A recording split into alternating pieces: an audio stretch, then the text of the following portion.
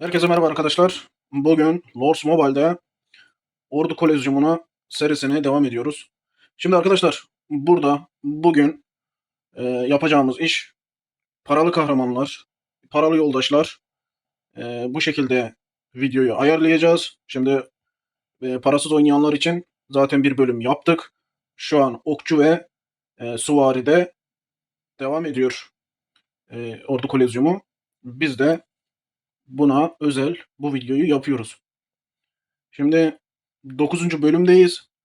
Ben 3 tane ordu ayarlayacağım arkadaşlar.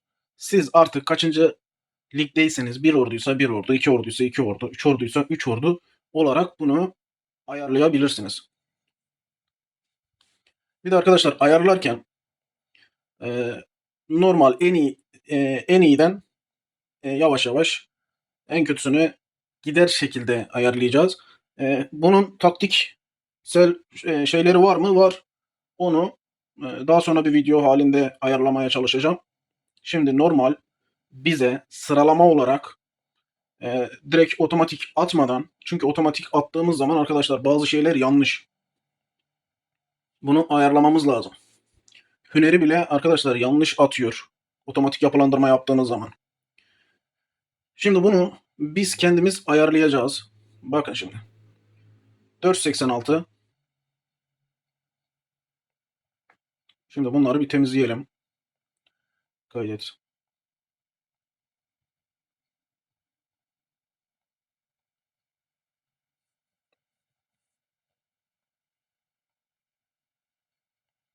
Evet, sizlerde ordu ordu sayısı farklı olabilir.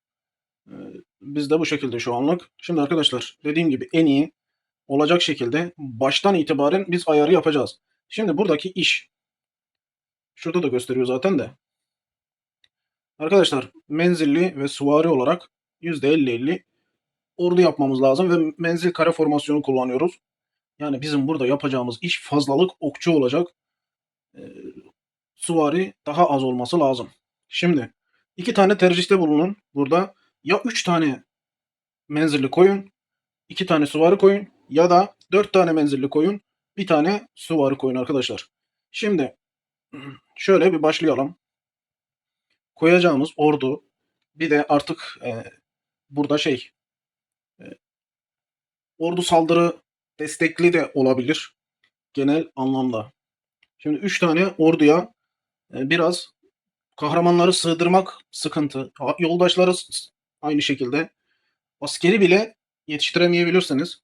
Ki hadi diyelim T4 yerleştirebildiniz. T5 ayarlamanız belki mümkün de değil. E, Şimdi şöyle başlayalım. Bir şu denizlerin şarkıcısını koyuyorum arkadaşlar.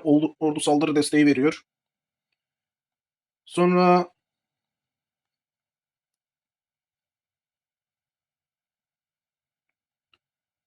baktığım zaman şunu koyayım. Uhrevi lider. Bize bir tane daha şunu 3 tane yaptım. 2 tane süvari lazım. Bir şu ordu olarak. Evet. Bunu koymuyorum çünkü üçüncü özelliği kapalı. Bir tane de tek tip olarak yerleştirmek istiyorum arkadaşlar. Ama sırf burayı ordu saldırı desteği olarak da ayarlayabilirsiniz. Şimdi biz diğerlerine de yayacağız bu durumu.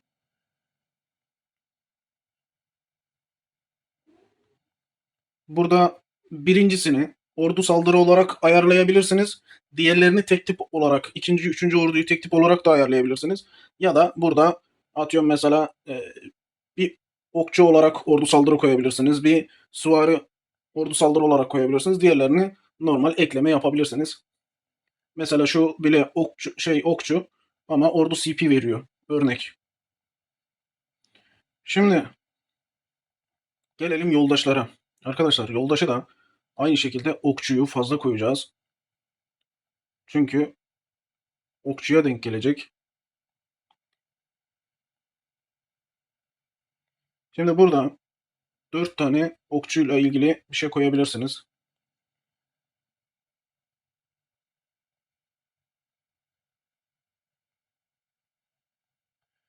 Dediğim gibi 4 tane okçu, bir tane orduyla alakalı konulabilir. Onun haricinde yanına bir tane süvari eklenebilir.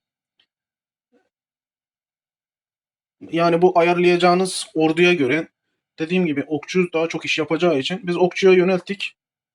Bu şekilde kalsın ilk ordumuz. Şimdi Hüner'e de bakalım. Bak, bak şurada piyadeye verdiğini gördüğünüz zaman arkadaşlar bunu yenilemeniz lazım. Bak, geriye aldık. Sıfırdan kendimiz yapıyoruz. Otomatik atayıp bırakmayın arkadaşlar.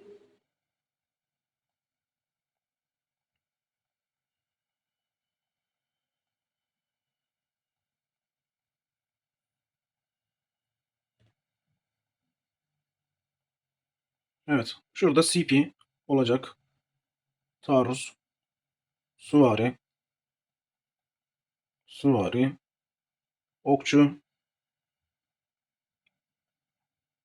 Şöyle. Evet. Bu şekilde en ideal, bir de en sonda hepsini ordu savunmasına basın. En ideali bu arkadaşlar. Okçu ve süvari. Tekrar bakıyoruz. Evet. Şimdi birinciyi yaptık. Bunu da şöyle kaydettik. Hepten düşürmüşüz. Diğerlerinin liderlerini çıkardığımız için görünmüyor arkadaşlar. Lider yoldaşlar yok. Ondan dolayı tam oradaki şurayı göremiyoruz. Şimdi ikinci orduyu ayarlayalım. Artık yavaş yavaş elimizde ne kalıyorsa kalıyorsa'ya gidiyoruz. Şimdi yine aynı şekilde menzilliği fazla koymamız lazım. Zaten elimizde fazla bir şey kalmayacak gibi. Şöyle bakıyorum. Şu bir, bu iki. Sizde farklı kahramanlar da olabilir. Ya da eksik kahramanlar olabilir. Birebir aynı yapmayabilirsiniz. Burada şu ya da bunu koyabiliriz. Bu sadece bir tane özelliği iş yapıyor arkadaşlar. Onun için şu anlık onu üçüncüye koyacağım. Örnek şu olsun. Yine iki tane süvari koyalım. Süvarimiz daha az. Şunu alalım. Bir. Bir tane de bakalım 3 özellik çalışan.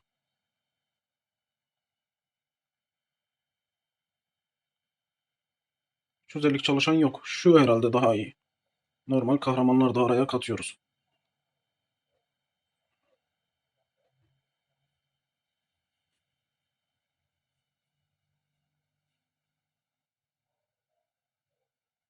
Bu savunma veriyor. Bu hiç olmazsa CP. Bu şekilde ayarladık. Biz 3'e 2 yaptık.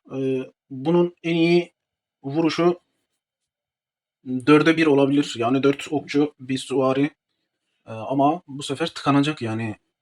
Ee, Burada mesela bir öncekini süvari yerine yine okçu koysaydık bu sefer burada bir tanesini azaltacaktık okçulardan. Çünkü artık e, normal kahraman koyamıyoruz. İşe yarayacak. Şimdi burada yine elimizde okçuyla alakalı bir şey varsa onu koyacağız. Şu. Bu orduyla alakalı. Şunu koyalım pupa rüzgarına. Şöyle 2 olsun.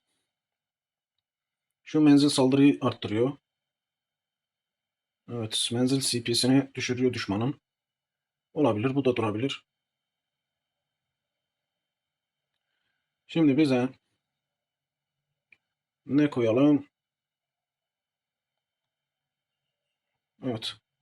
Şunlardan şu orduyla alakalı ya da savaş başında olan şu 2, 3, 6, 6 tane yoldaşı arkadaşlar dizebilirsiniz. Ama biz bir sonrakine dizeceğiz. Bir tane de süvari koyayım o zaman şöyle. Paralı kahraman olsun.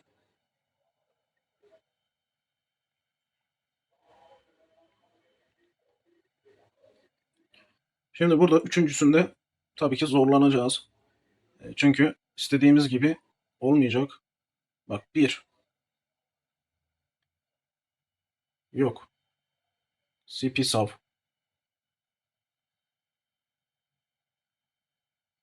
Şu orduyu koyalım. Bir de şu menzil saldırıya koyalım. Bakalım süvari var mı? Evet, ordu saldırı şunu koyalım. 1.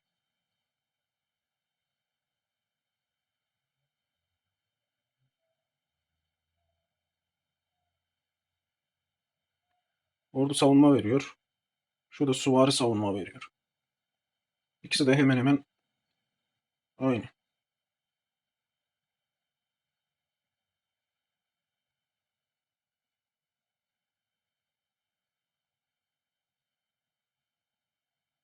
Şunu alayım o zaman.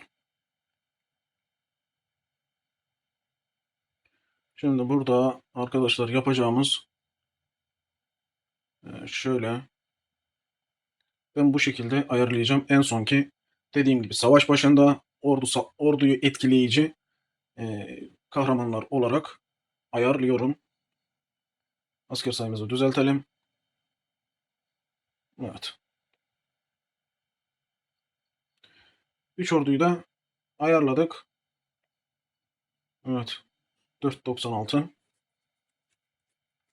Şu an. Şimdi bulunduğumuz ligde arkadaşlar herkes Şampiyonlar Ligi. Herkes neredeyse full. Bak tıklayalım. Bizimkinde böyle.